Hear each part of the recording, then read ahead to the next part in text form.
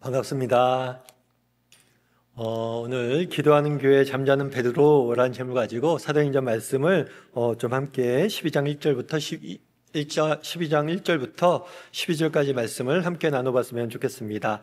어느 지역에서 비가 오랫동안 오지 않았다고 합니다. 그래서 그 지역에 있는 한 교회에서 우리가 교회가 이렇게 가만히 있으면 안 되겠다. 지역사회를 위해서 기도해야겠다. 그래서 비가 오게 해달라고 기도를 했다고 합니다. 열심히 모여서 기도를 가지고 기도를 했어요. 근데 놀랍게도 그렇게 기도하고 있는데 그렇게 기다리던 비가 온 거예요. 너무나 놀랍고 감사한 일이죠. 너무 감사하고 그렇게 찬양하고 그렇게 했는데 문제가 생겼어요. 어떤 문제가 생겼을까요? 기도하는데 비가 막 온 거예요. 어떤 문제가 생겼어요? 집에 가야 되는데 비를 맞고 가야 되는 거예요. 그런데 어떤 어린아이가 이렇게 우산을 갖고 온 거예요. 물었어요. 야, 넌 어떻게 우산을 갖고 왔니? 그랬더니 어린아이가 뭐라고 답했을까요? 아니, 오늘 비 오게 해달라고 기도하는 날 아니에요? 비 오게 해달라고 기도했는데 비가 올 거라고 생각했으니까 우산을 갖고 왔어요 라고 이야기하는 거죠. 이 이야기를 통해서 우리가 알 수 있는 교훈은 뭘까요? 우리가 열심히 기도하지만 정작 기도가 응답될 거라고 기대하는 사람이 많지 않다는 거예요. 우리가 기도하지만 기도가 응답될 거라고 생각하지 않고 기도하는 경우가 많다는 거죠. 만약 정말 우리가 기도한 대로 응답될 거라고 생각했다면 우산을 다 갖고 왔어야죠. 그런데 그렇지 않다는 거예요. 저는 오늘 여러분과 함께 기도에 대해서 살펴봤으면 좋겠습니다. 특별히 오늘 본문에서는 초대교회 성도들이 기도하는 모습이 나와요. 초대교회 성도들이 어떻게 기도했는지를 좀 살펴봤으면 좋겠습니다. 그래서 이를 통해서 올 한 해 교회를 섬기는 재직으로서 또 교회를 섬기는 교사로서 아이들 섬기는 교사로서 어떻게 섬겨야 될지에 대해서 몇 가지 이야기를 좀 나눠봤으면 좋겠습니다. 첫 번째로 살펴보길 원하는 것은 뭐냐면 기도하는 교회예요. 우리 1절과 4절, 1절부터 4절까지 말씀을 같이 한번 다시 읽어보면 좋을 것 같습니다. 같이 읽도록 하겠습니다. 그때 헤롯이 손을 들어 교회 중에서 몇 사람을 해하려 하여 요한의 형제 야고보를 칼로 죽이니 유대인들이 이 일을 기뻐하는 것을 보고 베드로도 잡으러 할새 때는 무교절 기간이라 잡음에 옥에 가두어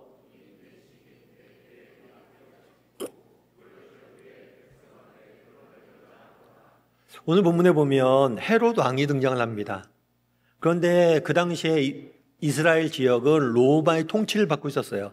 그런데 로마가 어떻게 했냐면 직접 통치하는 지역도 있었는데 그렇지 않고 현지에 각 지역에 통치자를 세워서 다스리고 있는 경우들이 있었어요. 헤롯이 대표적인 예예요. 그래서 헤롯 왕은 갈릴리와 유대와 사마리아와 베레아 등 팔레스타인 대부분의 지역을 그 당시에 다스리고 있었어요. 그런데 이 헤롯 왕이 야고보, 예수님의 제자이자 초대교회 지도자인 야고보를 죽이게 됩니다. 왜 죽였을까요? 그것은 정치적인 이유 때문에 그래요. 당시 유대인들은 그리스도인들을 싫어했습니다. 그리스도인들 적대시하고 핍박을 했어요. 그래서 유대인들의 환심을 사기 위해서 예수님의 제자인 야고보를 죽인 거예요. 그런데 야고보를 죽이자 기대했던 대로 유대인들이 기뻐했다고 성경은 말합니다. 그러자 이번에는 야고보를 죽였어요. 그래서 기뻐했어요. 그걸 보고 야, 유대인들이 기뻐하니까 내 정치적 입지가 좀 늘어났구나. 이제는 누구까지 가둔 거예요?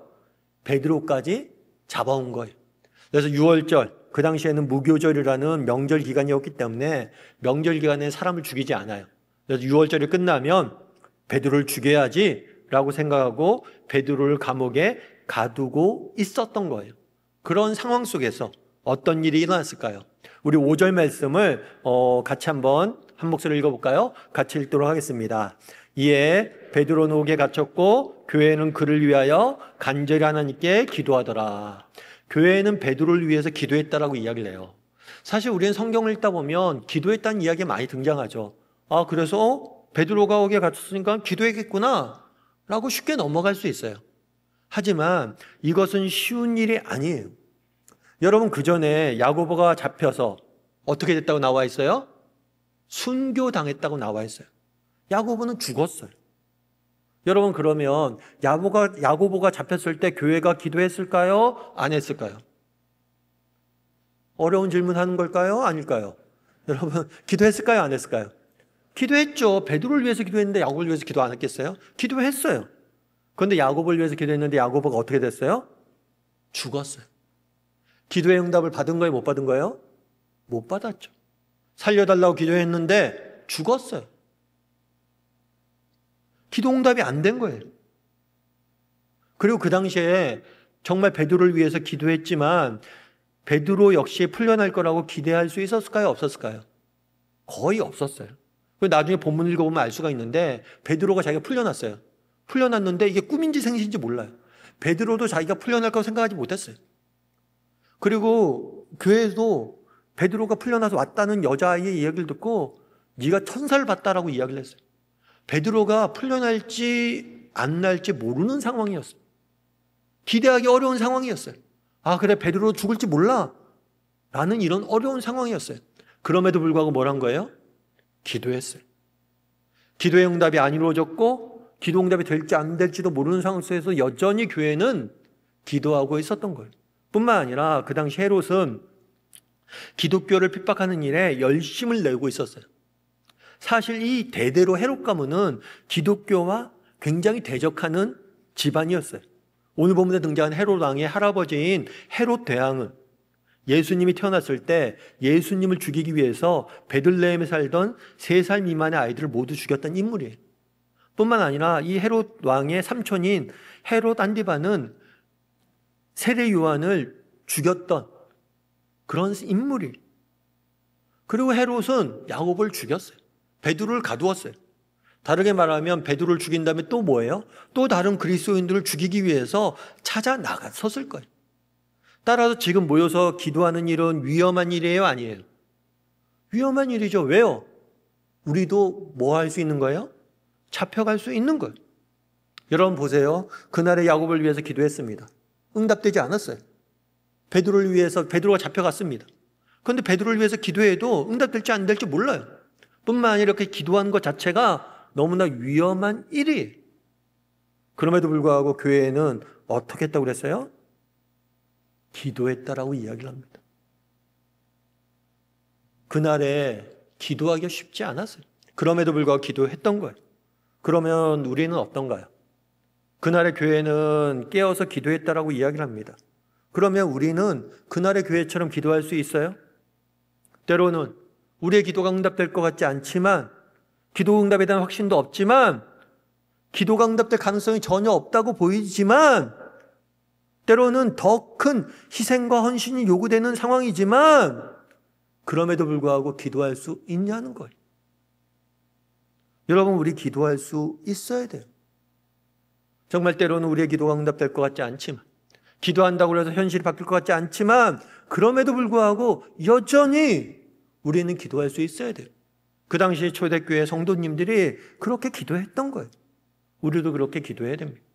제가 개인적인 이야기를 하나 드리겠습니다. 저는 중학교 때 교회에 나오기 시작했어요. 저희 아버님이 돌아가신 다음에 저희 어머니께서 이모님의 전도를 받아서 교회에 나오기 시작을 했어요. 그래서 제가 중고등부 때까지는 학생의 임원을 할 정도로 열심히 교회를 다녔던 것 같아요. 그런데 대학교 가서 이방 친구들과 사귀고 이방 문화에 빠져서 점점 교회에서 멀어졌습니다. 그래서 1년에 연중 행사로 부활절이나 성탄절 때 교회에 나가곤 했어요. 그런데 그렇게 하나님으로부터 멀어진 어느 날 몸이 너무 안 좋은 거예요. 그래서 병원에 갔어요. 병원에 갔더니 처음엔 감기인 줄 알았거든요. 그래서 감기약을 처방받았어요. 그런데도 몸이 계속 안 좋은 거예요. 숨도 못 쉬겠고. 그래서 다시 한번 병원에 갔어요. 정밀 검사를 받았는데 폐결핵 판정을 받은 거예요. 그때 의사 선생님이 저한테 그러더라고요. 이게 원래 폐결핵이 후진국병이라고. 그래서 우리가 가난한 시절에 못 먹고 살 때 그럴 때 자주 걸렸는데 요즘 젊은 친구들 중에서 몸 안 돌보고 놀러 다니는 학생들 중에서 종종 걸려온다고. 당시 제 상황을 딱 지적하신 거죠. 정신없이 놀다가 결국에 뭐까지 한 거예요? 병까지 걸린 거예요. 그렇게 해서 1년 가까이 약을 먹고 요양생활을 회복 기간을 가졌어야 돼요. 학교도 휴학을 하고. 그래서 그때 정신을 차리고 이제 다시 예수님을 제가 믿기 시작한 거예요. 그런데 그때 제가 집에 가서 어머님, 제가 폐결에 걸렸습니다. 그래서 한 1년 정도 약 먹고 조금 해야 된대요. 그리고 학교도 조금 쉬었으면 좋겠어요. 이렇게 말씀드렸더니만 저희 어머님이 미안하다고 하시더라고요. 저희 어머님이 왜 미안하다고 하셨을까요? 저희 어머니 그런 거예요. 미안하다, 승원아. 사실은 내가 너가 하도 교회 안 나오고 정신없이 맨날 그렇게 놀러 다니고 그러니까 하나님께 그렇게 기도했대요. 위장에 빵꾸라도 내서 교회 나오게 해달라고. 그랬더니 내가 널 위해서 위장에 빵꾸 나게 해달라고 기도했더니 진짜 빵꾸가 났다고 말씀을 하더라고요. 사실 얼마나 답답했으면 아들이 아프게 해달라고 기도하겠습니까? 사실 부모 입장에서 아프게 해달라고 기도하기 쉽지가 않죠. 그런데 아프게 해달라고 기도한 거예요. 답답하셔서. 결국엔 그게 응답이 된 거죠. 그래서 나중에 저희 어머님이 주변 분들 만나면 항상 이렇게 이야기했어요. 뭐라고 이야기했을까요? 야, 기도 함부로 하지 마라. 응답된다. 그리고 또 한 가지 하신 말씀이, 야, 어떤 상황이 돼도 기도해라. 꼭 응답된다. 함부로 하지 말래요. 기도 응답된다고. 어떤 상황에도 기도하래요. 응답된다고. 그렇죠. 아들 보고 저를 위해서 저보고 얼마나 답답했으면 빵꾸가 나게 해달라고 기도했겠어요. 얘가 사람이나 되려나, 얘가 언제 교회에 돌아오려나, 정말 저의 구원을 위해서 너무 열심히 기도했던 거예요. 그런데 그 얘기 하시는 거죠. 그럼에도 불구하고 답답했지만 그럼에도 불구하고 끝까지 기도하니까 제가 이렇게 예수님한테 돌아오게 된 거죠. 저는 기도의 능력을 믿습니다. 여러분 정말 기도가 응답이 되지 않을 것 같아도 답답해도 기도하면 뭐예요? 하나님께서 우리의 기도를 통해서 뭐예요? 일하세요. 여러분 우리 그날의 교회처럼 기도할 수 있었으면 좋겠어요. 현실적으로 불가능해 보일지 모르죠. 현실적으로 이게 불가능해 보이고 정말 기도해도 이거 응답 안 될 것 같아요. 그동안 기도해왔는데 응답이 안 됐어요. 그럼에도 불구하고 뭐예요? 기도할 수 있어야 돼요. 저희 어머님도 저를 위해서 얼마나 기도했어요. 응답 안 됐어요. 그럼에도 불구하고 여전히 기도하셨고 제가 그 결과 이곳에 서 있는 거예요. 여러분 바라기는 우리도 그날의 교회처럼 정말 기도할 수 있는 사람이 되었으면 좋겠어요. 특별히 여러분들 재직이잖아요. 특별히 여러분들 교사잖아요. 정말 교회를 위해서 그날의 초대교회 성도들이 정말 그 어려운 형편 속에서도 끝까지 교회를 위해서 기도했던 것처럼 교회를 위해서 기도할 줄 아는 저나 여러분이 되기를 주님의 이름으로 소원합니다. 그런데 우리가 여기서 한 가지 기억할 것이 있어요. 그건 뭐냐면 어떻게 이렇게 기도할 수 있었냐는 거예요. 우리 11절과 12절 말씀 같이 한번 읽어볼까요? 같이 읽도록 하겠습니다. 이에 베드로가 정신이 들어 이르되 내가 이제야 참으로 주께서 그의 천사를 보내어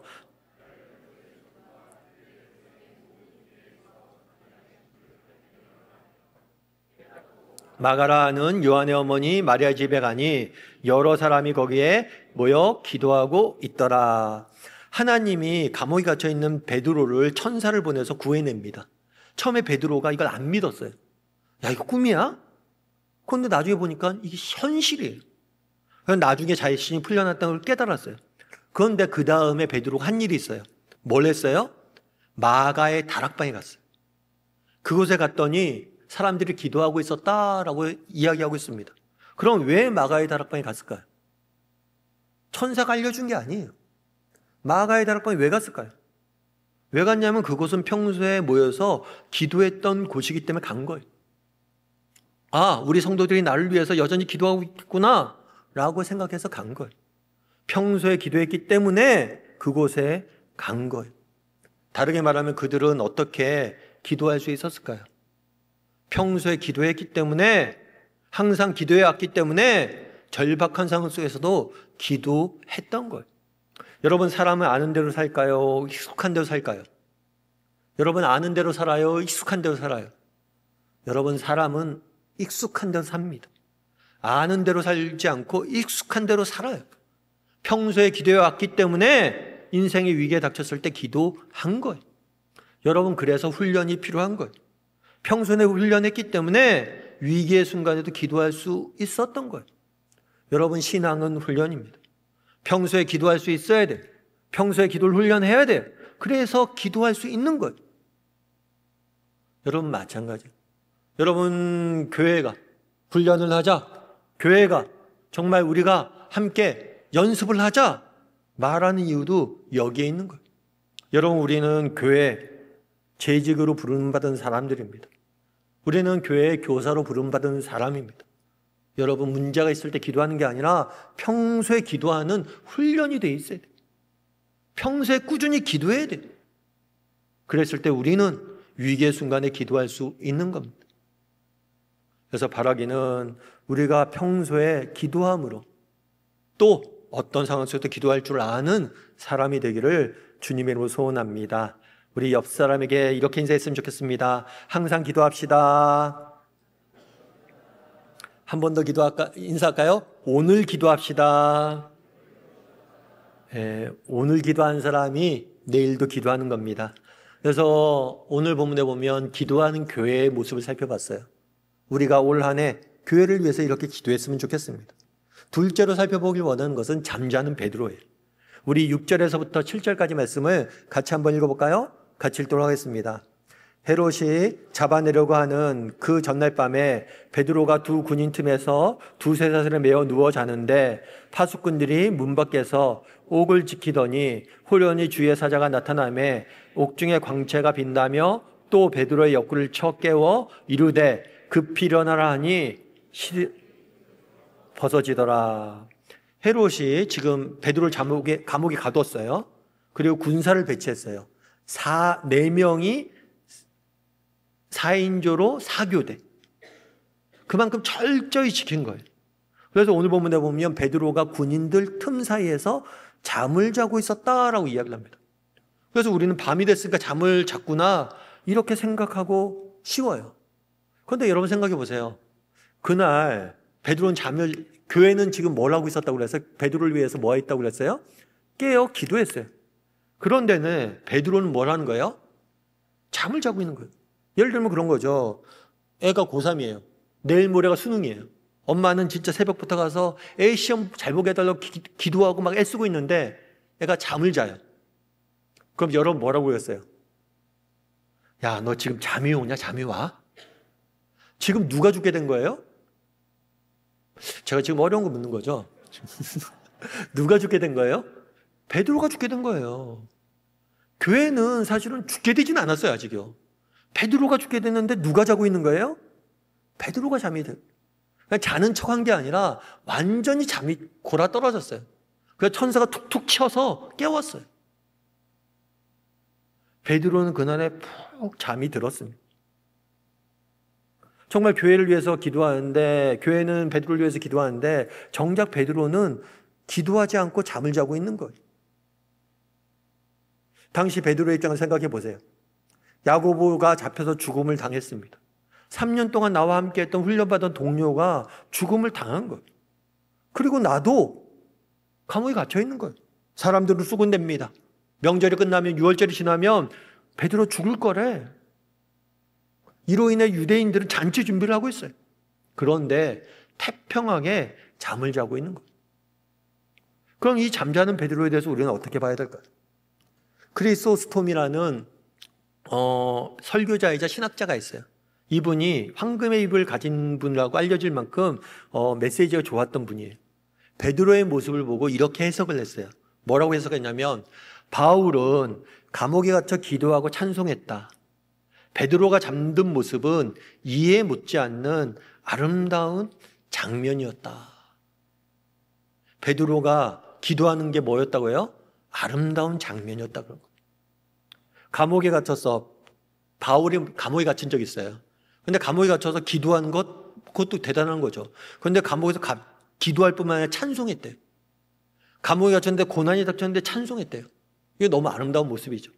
그런데 고난 중에 하나님을 찬송하는 것 못지않게 잠을 드는 모습은 그것 못지않게 아름다운 모습이었다라고 이야기하는 거예요. 그날의 베드로는 어떻게 잠들 수 있었을까요? 그날의 베드로는 죽음이 눈앞에 있었지만 평안을 잃지 않았던 거예요. 어려운 가운데서도, 폭풍 가운데서도 잠잠히 평안을 잃지 않았던 거예요. 담대함을 잃지 않았던 거예요. 그럼 베드로는 어떻게 이렇게 평안을 잃지 않았을까요? 그것은 하나님을 신뢰했기 때문이죠. 내일 당장 내가 죽을지 모릅니다. 하지만 죽는다면 그것 또한 하나님의 뜻이고, 산다면 그것 또한 하나님의 뜻이고, 내가 당장 내일의 일은 알 수 없지만 하나님께서 분명히 내 인생을 붙잡아 주실 것이다. 내 인생을 지켜주실 것이다. 이런 확신을 가지고 뭘 한 거예요? 평안을 잃지 않았던 거예요. 그럼 우리는 어떨까요? 여러분 정말 인생의 고난 중에 잠잘 수 있습니까? 그날에 베드로가 잠잤던 것처럼 인생의 고난 중에 잠잘 수 있어요? 그날에 바울이 찬송했던 것처럼 고난 중에도 하나님을 찬양할 수 있어요? 그날에 베드로가 잠들었던 것처럼 죽음이 눈앞에 와도 평안을 잃지 않고 하나님이 주시는 기쁨 안에 우리가 거할 수 있냐는 거예요. 제가 아는 집사님이 계세요. 이분은 제가 함께 제자훈련을 했던 분이세요. 제자훈련을 할 때 제자훈련 한 1년 정도 코스로 해서 이렇게 훈련받는 프로그램이에요. 근데 제자훈련을 할 때 처음에 이제 훈련을 시작하기 전에 집사님한테 그런 이야기를 물어봤어요. 집사님, 올해 제자훈련을 하는데 제자훈련 때 꼭 응답받고 싶은 기도 제목이 뭐예요? 그랬더니만 그 집사님 그런 얘기 하더라고요. 좀 40대 젊은 집사님이었거든요. 사실 목사님 제가 5년 전에 뇌종양을 앓았습니다. 그래서 그 뇌종양은 수술을 해서 회복이 됐는데 아직 약을 먹고 있다고. 그래서 약을 끊는 게 자기의 기도 제목이라고. 그래서 제가 권면했어요. 그래, 올해 한 해 훈련도 받고 열심히 신앙생활 하다 보면 하나님께서 약도 줄이고 건강도 회복시켜 줄 거예요. 우리 믿음을 갖고 함께 기도해 보죠. 그렇게 훈련을 했어요. 훈련한 다음에 9개월 정도 지났어요. 그랬더니만 이 집사님이 기도 제목을 하나 부탁을 했어요. 그건 뭐냐면, 목사님, 저희 아내 아시죠? 저희 아내가 머리에 최근에 건강검진을 했는데 머리에 종양이 발견됐어요. 그래서 수술을 받아야 돼요. 이렇게 이야기하더라고요. 그 얘기를 듣고 너무 답답한 거예요. 여러분 정말 하나님을 몰라서 세상에 나가서 하나님 떠나 있다면 하나님 병을 주거나 혼내서라도 데려오게 할 수도 있겠죠. 근데 부부가 열심히 하나님 믿고 열심히 하나님 찬양하고 열심히 교회 생활 하는데 훈련까지 받는데 남편이 에 이어 아내까지 종양이 걸린 거예요. 뭐 어떻게 해요? 말도 안 되는 상황이죠. 그래서 나중에 이제 수술을 마쳤어요. 수술을 마친 다음에 이제 집사님한테 이제 그런 얘기를 물어봤어요. 집사님 수술을 어떻게 됐어요? 했더니 그 집사님 그런 얘기 하더라고요. 목사님, 근데 되게 이상한 경험을 했대요. 그러니까 어떤 경험을 했는데요? 그랬더니 아내가 수술을 이제 받는데 사실 수술 시간이 길잖아요. 밖에서 대기하고 있었대요. 그런데 밖에서 기다리고 있는데 기도가 안 나오더래요. 기도는 안 나오는데 기도야 뭐 목사님이나 우리 제자반 식구들이 해줄 테니까 그런 마음이 있었는지 몰라도 기도가 안 나오더래요. 그런데 이상하게 그 순간에 아내가 수술을 받는데 그 순간에 그런 생각이 들었대요. 이상하게 그동안 하나님이 우리 가정에 베풀어 주신 은혜가 생각이 났대요. 그러면서 입에서 계속 찬양만 흘러나왔대요. 그게 어떤 찬양이면 이 찬양이에요. 오직 주의 사랑에 매여 내 영 기뻐 노래합니다. 이 소망의 언덕 기쁨의 땅에서 주께 사랑 드립니다. 오직 임재 안에 갇혀 내 영 기뻐 노래합니다. 이 소망의 언덕 거룩한 땅에서 주께 경배 드립니다. 주께서 주신 모든 은혜 나는 말할 수 없네. 내 영혼 즐거이 주 따르랍니다. 주께 내 삶 드립니다. 그러니까 아내가 수술 받는데 주께서 주신 은혜 너무 크다는 거예요. 내 삶을 드리고 싶다. 어떻게 이렇게 평안을 누릴 수 있었을까요? 그게 고난의 신비고 또 하나님의 은혜겠죠. 여러분 정말 우리가 이런 신앙까지 자랐으면 좋겠어요. 정말 그날의 베드로 입장에서는 어떻겠어요? 내일 죽음이 눈앞에 닥쳤습니다. 그런데 뭐라는 거예요? 평안을 잃지 않는 거예요. 여러분 우리도 이런 수준까지 나아갔으면 좋겠어요. 그런데 베드로는 어떻게 그러면 이날에 이렇게 잠잘 수 있었을까요? 무엇보다도 하나님을 신뢰했기 때문이겠죠. 그런데 또 한 가지 중요한 이유가 있어요. 그건 뭐예요? 베드로가 갖고 있었던 꿈 때문에 그래요. 베드로가 가지고 있었던 비전 때문에 그래요. 어떤 비전이었나? 베드로가 지금 오늘 인생의 고난 가운데 잠자고 있잖아요. 그런데 이런 경험을 동일하게 했던 적이 있어요. 베드로가 예수님과 함께 훈련받을 때였어요. 어느 날 예수님과 제자들이 함께 배를 타고 갈릴리 바다를 다닐 때가 있었습니다. 그런데 하루는 풍랑이 쳤어요. 배가 뒤집히고 죽을 지경이 됐어요. 그래서 제자들은 아우성을 치고 막 그렇게 죽음의 공포 앞에 떨고 있었어요. 그런데 예수님은 배 뒤편에서 조용히 주무시고 계셨다라고 성경은 말합니다. 베드로는 그날의 풍랑 가운데 주무셨던 예수님의 모습을 보았어요. 뿐만 아니라 꿈이 있었어요. 어떤 꿈이 있었어요? 나도 예수님처럼 되고 싶다. 나도 예수님처럼 되고 싶다. 나도 예수님처럼 닮아가고 싶다. 그날의 풍랑 가운데 주무셨던 예수님처럼 나도 어떤 고난 중에도 평안을 잃지 않고 싶다.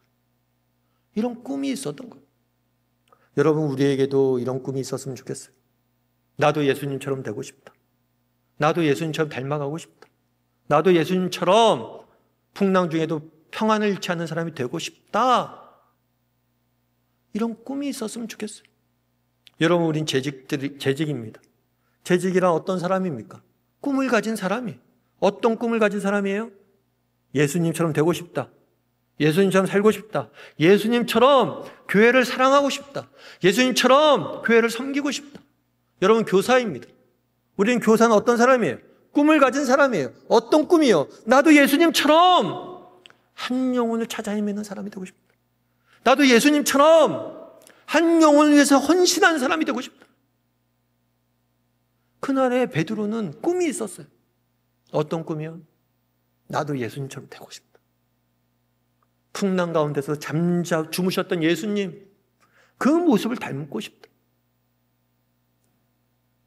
우리가 왜 풍랑에서 떨어야 되느냐? 인생의 고난 앞에 왜 떨어야 되느냐? 아니, 예수님이 떨지 않았다면 나도 떨지 말아야지. 바라기는 우리 정말 사랑하는 재직들과 교사들도 정말 꿈이 있었으면 좋겠습니다. 어떤 꿈이요? 나도 예수님처럼 되고 싶다. 이 땅에서 예수님처럼 살고 싶다. 바라기는 이런 꿈을 가지고 올 한 해 교회를 섬기고 내 삶을 가꾸어가는 저나 여러분이 되기를 주님의 이름으로 소원합니다. 우리 옆 사람에게 이렇게 인사할까요? 베드로처럼 평안을 누립시다. 한 번 더 인사할까요? 우리의 꿈은 예수님처럼 되는 겁니다. 뭐 그런 표정으로 인사하면 안 되고요. 진짜 각오를 다지는 표정으로 인사해야 됩니다. 마지막으로 한 가지 더 살펴볼 게 있어요. 그건 뭐냐면 야고보의 순교예요. 우리 1절부터 3절까지 말씀을 같이 한번 읽어봤으면 좋겠습니다. 같이 읽도록 하겠습니다.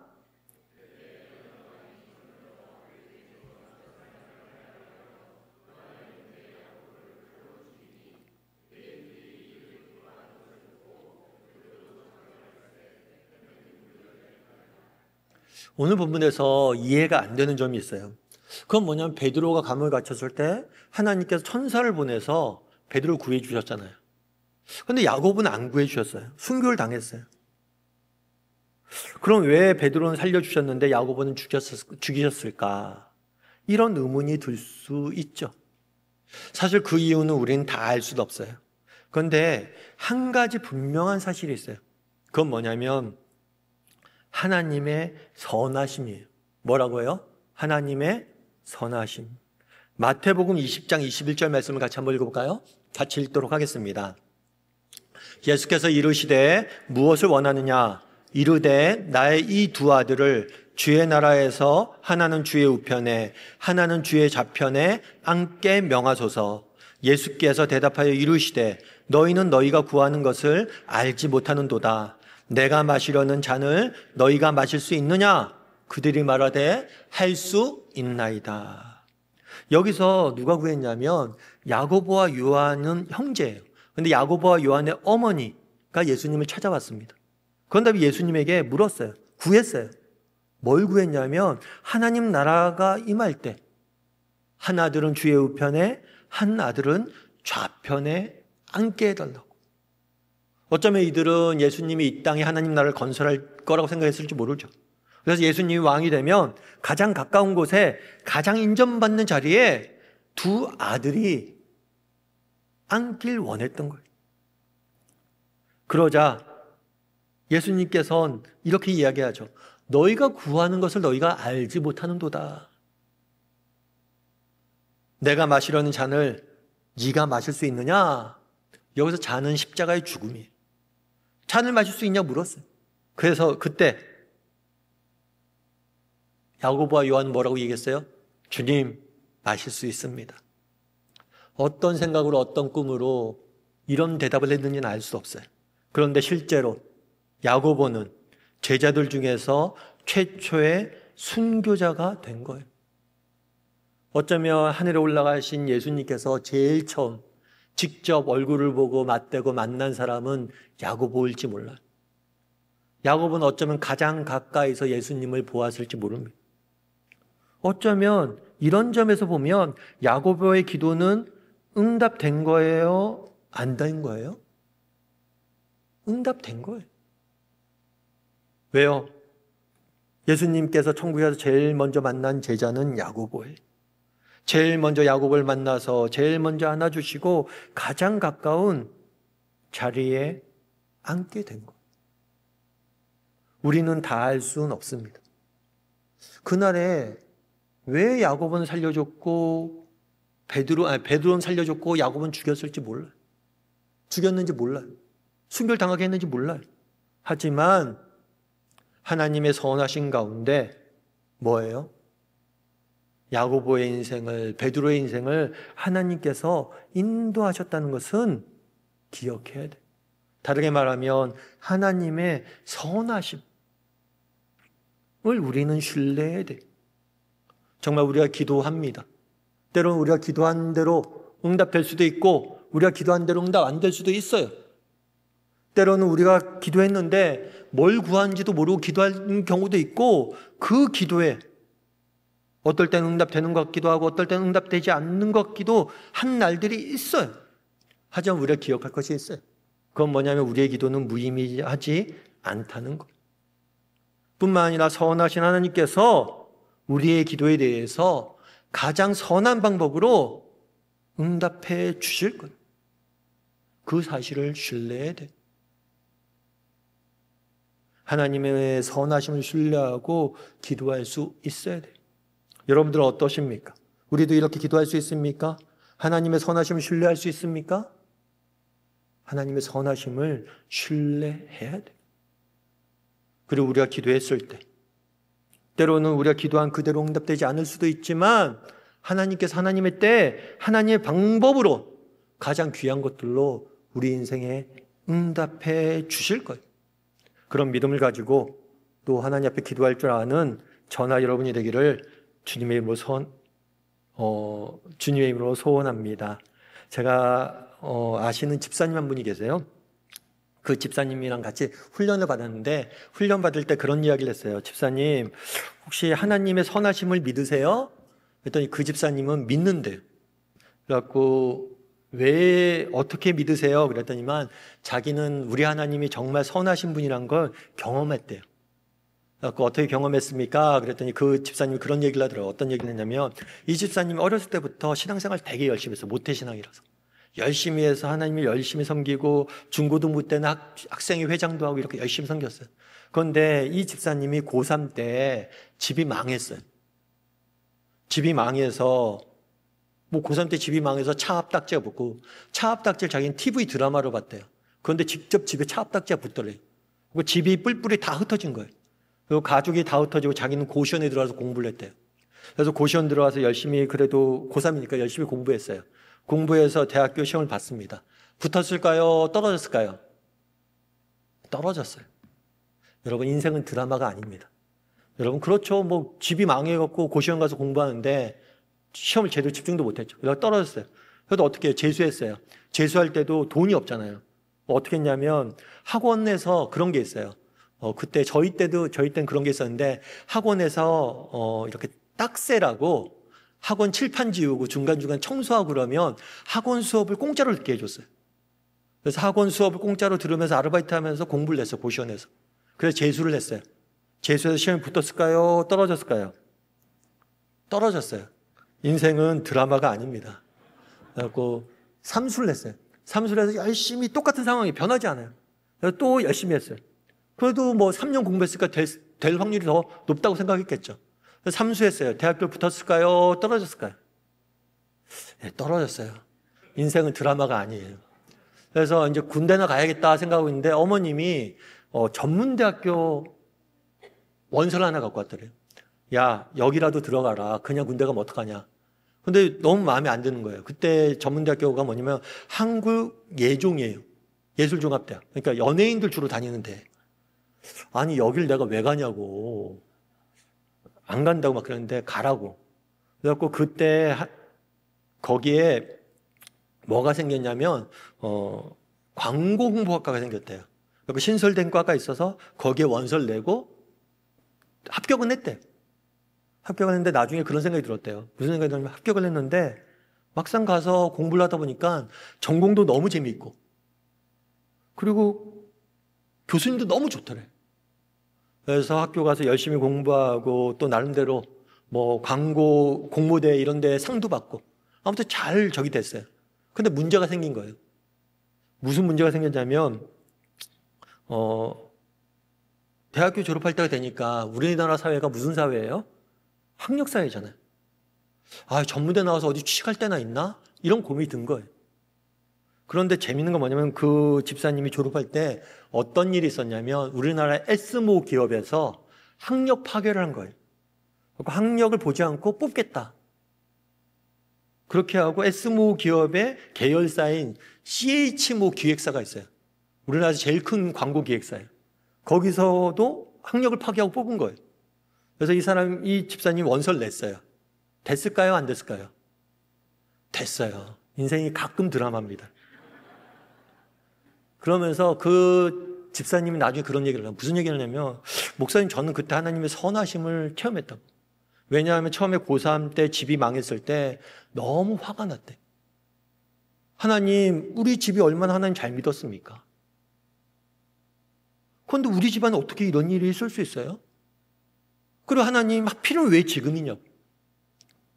내년에 집이 부도났으면 제가 대학교 간 다음이니까 제가 알아서라도 뭘 하는데 고3 때 왜 집이 부도나게 하냐고. 그래서 너무 하나님 믿고 이해가 안 됐대.